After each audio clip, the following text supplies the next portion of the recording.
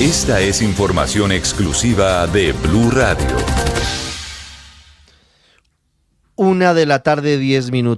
Después de hablar de la crisis en Venezuela, antes de hablar de la crisis de orden público en Colombia, de la que no habla el candidato petrista Iván Cepeda, ni en Madrid ni en Colombia, hay noticia política importante de cara a las elecciones de este año, del 2026. Hay decisiones que serán oficializadas en las próximas horas y que revelamos a esta hora en primicia.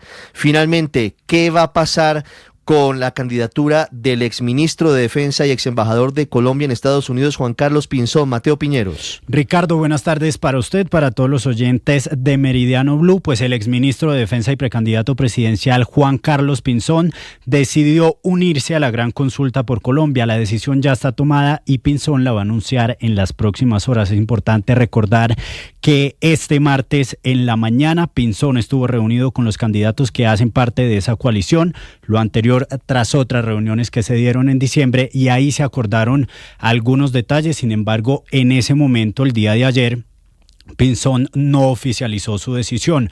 Lo va a hacer en las próximas horas y posteriormente se va a conocer también una declaración de los miembros de la gran consulta por Colombia. Ahora, esa coalición cuenta con 8 precandidatos: Juan Carlos Pinzón, Vicky Dávila, Aníbal Gaviria, Juan Manuel Galán, Mauricio Cárdenas, Juan Daniel Oviedo, Paloma Valencia y David Luna. Todos ellos se medirán en las urnas el 8 de marzo y el acuerdo es que al que gane, todos los otros lo van a impulsar en la primera vuelta. Recordemos que también hay otros 2 nombres, Ricardo, que suenan para llegar a esta coalición. Enrique Peñalosa, el exalcalde de Bogotá, que actualmente tiene un problema y es que no tiene aval de un partido político. Sin embargo, si lo consigue, él también buscaría entrar a la gran consulta por Colombia, y el exministro del Interior, Daniel Palacios. Hasta el momento, entonces, como le digo, con la entrada de Juan Carlos Pinzón, tendremos entonces 8 precandidatos presidenciales en la gran consulta por Colombia. Por un lado estos precandidatos, por otro lado Abelardo de la Espriella y por el otro la izquierda, el petrismo, con Iván Cepeda. Noticia urgente en desarrollo: esta noche se hará el anuncio oficial de la llegada de Juan Carlos Pinzón, repetimos, a la gran consulta por Colombia. Hacemos una pausa y ya les contamos cuál es el grave panorama de orden público a esta hora en diferentes partes del país.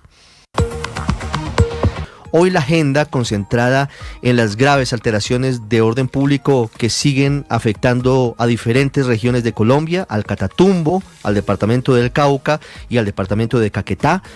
La paz total haciendo crisis, mientras en Venezuela sigue la expectativa sobre cuál va a ser el futuro del régimen, ahora en cabeza de Delcy Rodríguez, las medidas de Estados Unidos y esta tarde la marcha que convoca el presidente Gustavo Petro en la Plaza de Bolívar de Bogotá ante lo que considera una agresión de los Estados Unidos en su contra. Pero comenzamos hablando de Venezuela.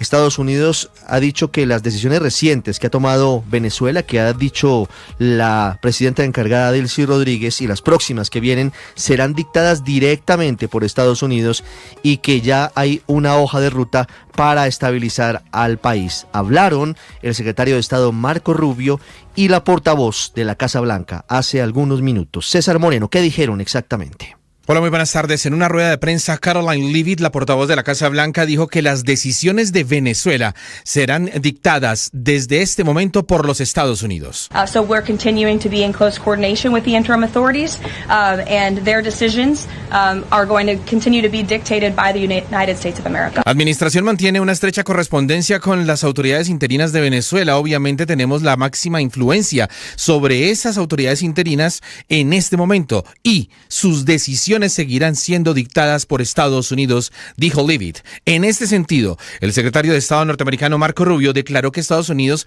tiene un plan para Venezuela tras derrocar a Nicolás Maduro. Implica 3 fases: estabilización, recuperación, donde se va a hacer un proceso de reconciliación en Venezuela, donde los opositores sean amnistiados y liberados de prisión, vuelvan al país y se reconstruya la sociedad civil, y transición. Step one is the stabilization of the country. We don't want it descending into chaos. The second phase will be a phase that we call recovery, and that is ensuring that American, Western, and other companies have access to the Venezuelan market in a way that's fair. Also, at the same time, begin to create the process of reconciliation nationally within Venezuela. And then the third phase, of course, will be one of transition. No estamos improvisando, les hemos detallado los planes, se los hemos descrito, dijo Marco Rubio, tras una reunión con legisladores en el Congreso donde les informaron cuál era la situación actual entre Washington y Caracas, tras esa operación que llevó a la captura y extracción de Maduro el pasado sábado.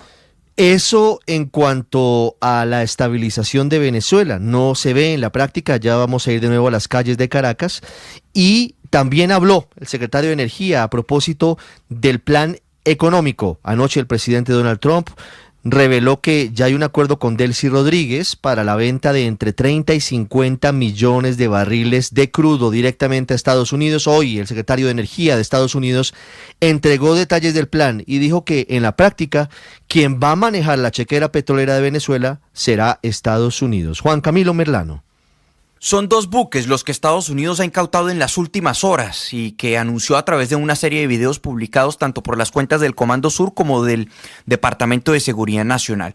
Por un lado es el tanquero Sofía, sancionado y que al parecer llevaba petróleo venezolano hacia China.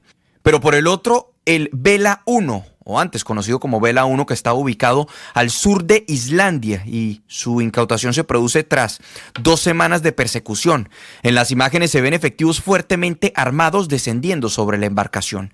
Estados Unidos contó con respaldo del Reino Unido, desatando la protesta de Rusia, que aseguró que ningún estado puede usar la fuerza contra embarcaciones debidamente registradas. Y horas antes Rusia había enviado un submarino para escoltar el buque ahora incautado.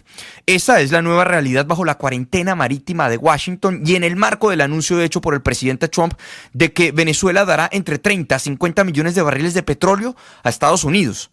Hoy, durante un foro energético de Goldman Sachs, el secretario de Energía, Chris Wright, explicó que Estados Unidos se encargará de la venta del petróleo venezolano y que los recursos derivados de esas ventas serán depositados en cuentas estadounidenses y administrados por ellos. We're going to market the crude coming out of Venezuela, first this backed up stored oil, and then indefinitely going forward. Vamos a comercializar el crudo que sale de Venezuela, primero este petróleo almacenado que está represado y luego de manera indefinida. De ahora en adelante venderemos la producción que salga de Venezuela en el mercado. La Casa Blanca, a través del secretario de Estado y asesor de Seguridad Nacional, Marco Rubio, también se refirió al anuncio del presidente. The oil arrangement that we've made with PDVSA on their sanctioned oil that they can't move. Understand, they are not generating any revenue from their oil right now.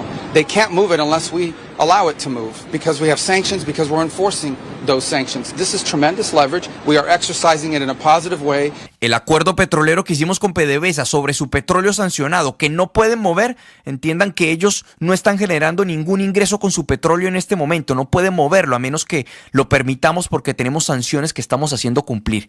Esto es una enorme influencia que estamos ejerciendo de manera positiva, dijo el secretario de Estado Marco Rubio. Y mientras tanto, el candidato petirista a la presidencia de Colombia este año 2026, Iván Cepeda, evitando criticar a Nicolás Maduro, más bien condenando lo que él considera el secuestro del presidente de Venezuela, además afirma que el presidente Donald Trump intenta influir en las elecciones presidenciales de Colombia. Lo dijo hace minutos, es de Madrid, Enrique Rodríguez. ¿Qué tal, Ricardo? Buenas tardes. Sí, desde la capital de España, son aquí las 7 de la tarde y 7 minutos, desde la sede del Sindicato Unión General de Trabajadores en la Avenida América de Madrid.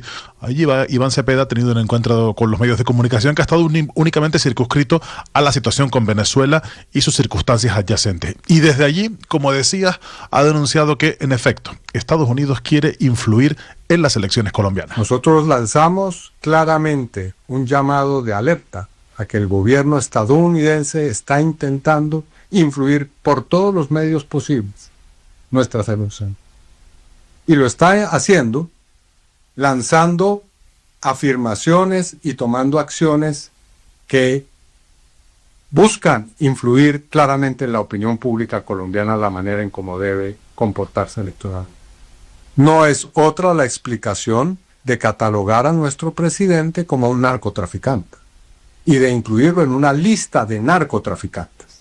El presidente Petro, que ha sido líder en la región en la lucha contra las estructuras criminales y narcotraficantes.